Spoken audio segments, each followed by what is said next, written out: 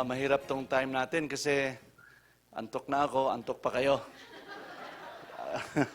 Let's see if survive tayo dito. I'm Allan, Gayongala, born in Zamboanga del Norte and raised in South Cotabato, and attended PBTS and graduated in 88, batch 88. May batch 88 ba dito? Yeah, pinakamaingay, pinakamasaya na batch.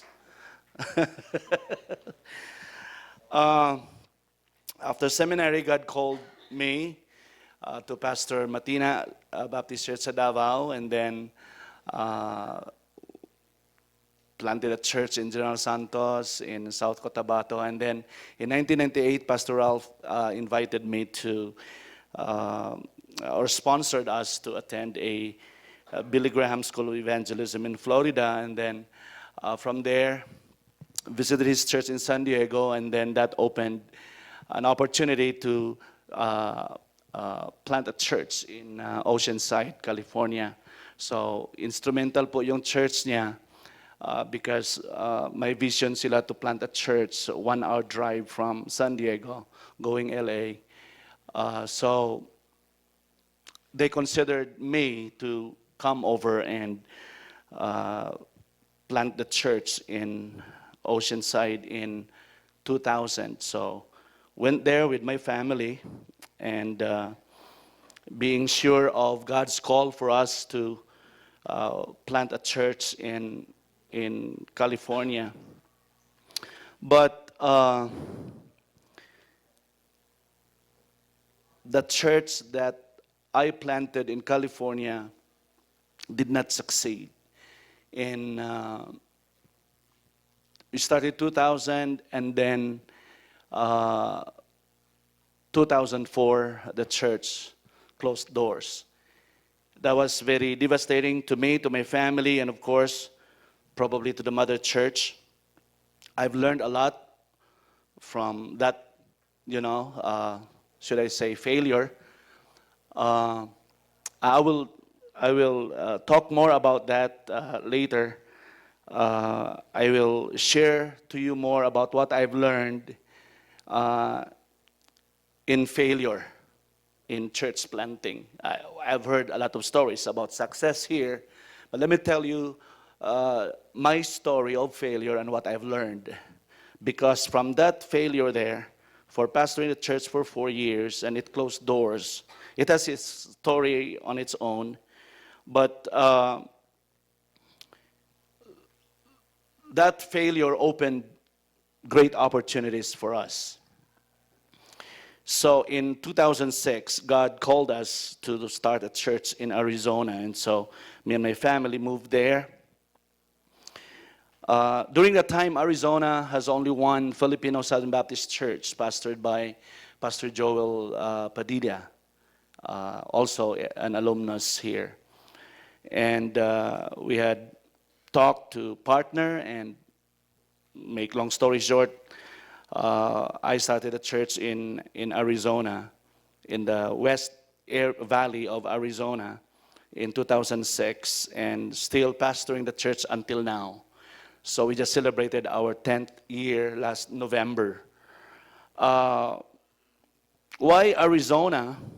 During the time when we hit rock bottom in ministry, we thought that probably we're not for the U.S. We have to go back and reconsider where God, and really pray where God would bring us next. But during the time, the Lord has opened doors, and there were calls from other churches, like in Delaware, in Vallejo, California, even in LA area, and Oklahoma and Houston. But why Arizona? There was no call. It was a desert. In fact, my children asked me, why Arizona? It's the hottest state in the U.S. Sabi ng mga anak ko, kahit saan, basta hindi lang Arizona at saka Alaska, pwede na.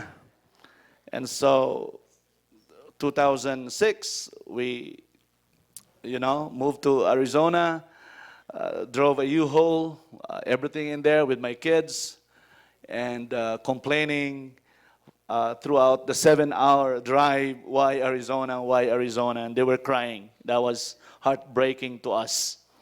And we have to go there, no house, no apartment reserved, no whatever. But the Lord has just provided everything. And I still believe that when God guides, God provides. Amen? And so God opened the way. It was really hard. If you're not sure of your call, you will go back. Probably to your original places.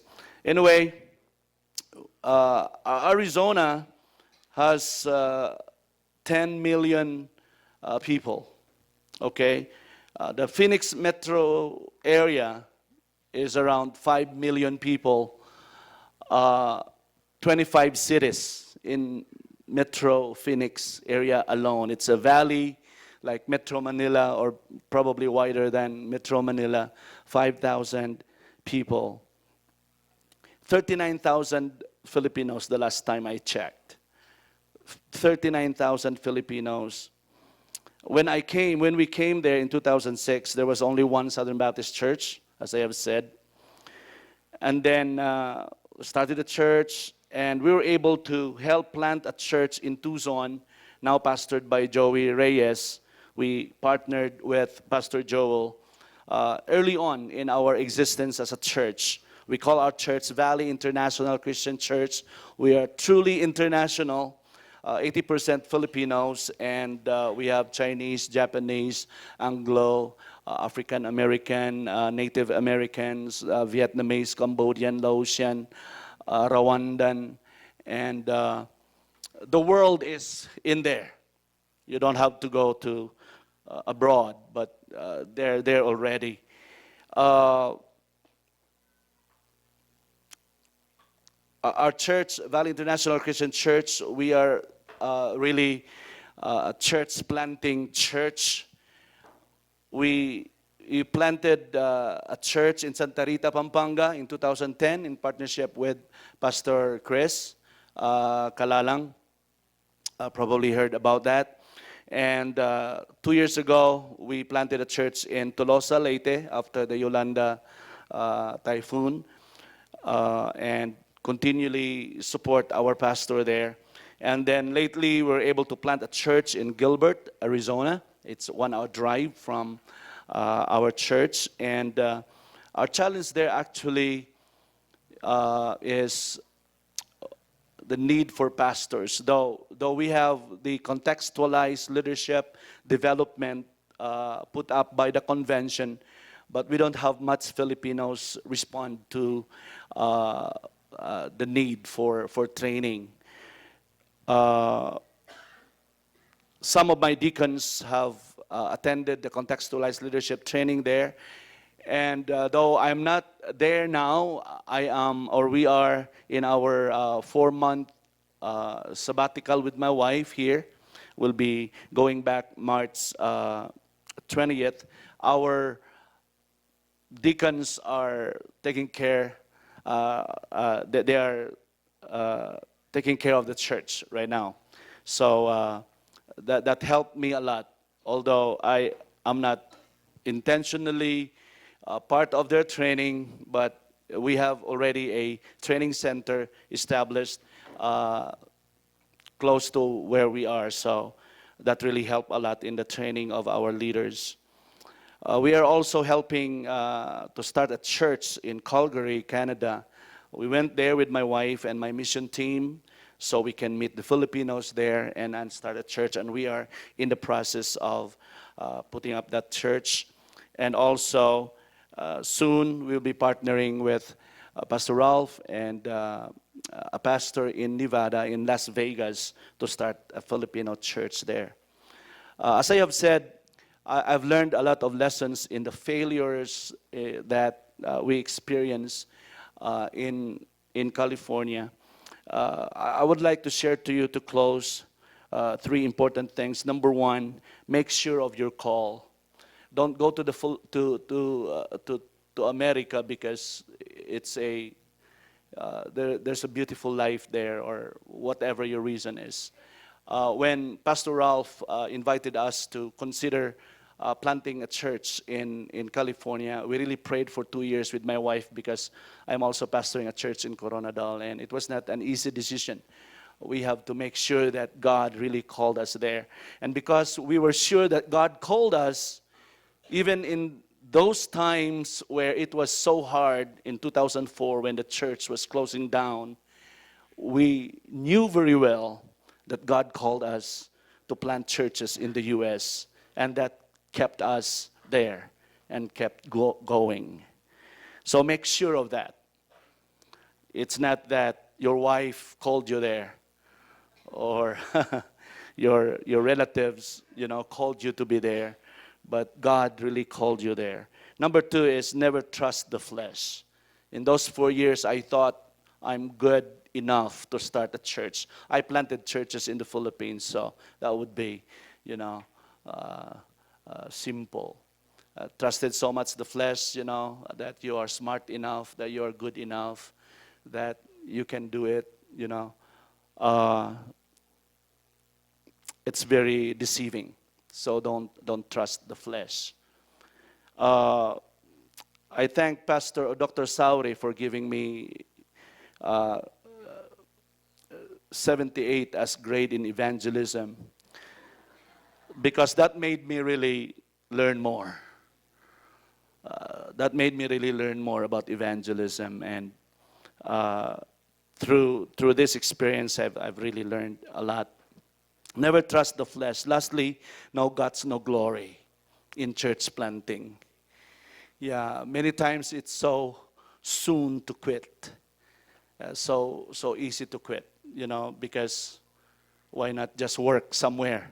I could earn more money. And ministry, there's not really much in there materially. But that our God is rich. Amen? And He knows our needs. Sometimes the obstacles, the challenges are just so overwhelming. Pastor Fred here shared about the challenge in his context is the comfortable life, and that's what we also have in Arizona.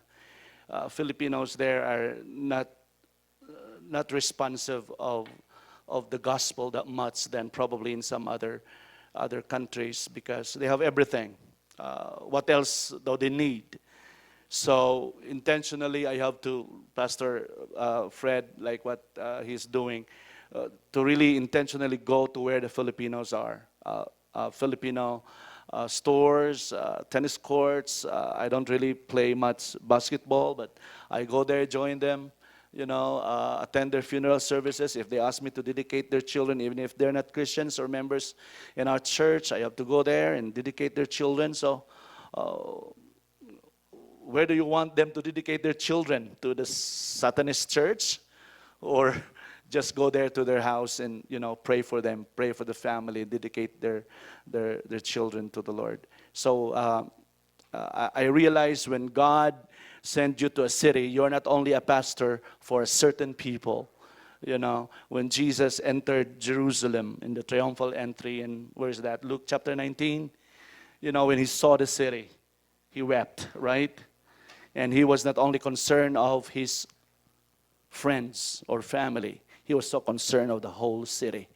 And that God gave that in my heart. If wherever I go, wherever He sent me in a city or in a community, I am a pastor for the whole community, not just for a few. And that's what I learned from the failures that the Lord allowed me to experience. And it made me grow, made my feet stay on the ground, and keep praising Jesus. Thank you, Pastor Ralph, for this opportunity. Question? Let me say this. We need more pastors in Arizona. Okay? Reality now in our state is that there's not much second generation responding to uh, to the call to be pastors, and so we need pastors. Actually, our new church plant in Gilbert, we are petitioning in the process right now. Probably some of you know already, Pastor Rolly Delgado. It's in the process. Probably in 2 to 3 months, he will be there pastoring our church plant in Gilbert. If God really called you to plant churches in the U.S., especially in Arizona, just procure all papers that's needed, and we'll take you there, and we'll take care of you there. I mean, I met somebody from I met a lady here, her son, a doctor in Yuma, and they're looking for a church. Si Tita nandito. Walang church sa Yuma. It's a big city. That's the border city of California and Arizona. And I looked up, there are around 4,000 Filipinos in that city. We have no Southern Baptist Filipino church in that city. And that's only 3 hours drive from our place. And we can help start a church if there's a worker available for that city. So if God called you to go to the U.S. to pastor, I think the U.S. pastors here, I believe they can also help you. Just make sure God is sending you there.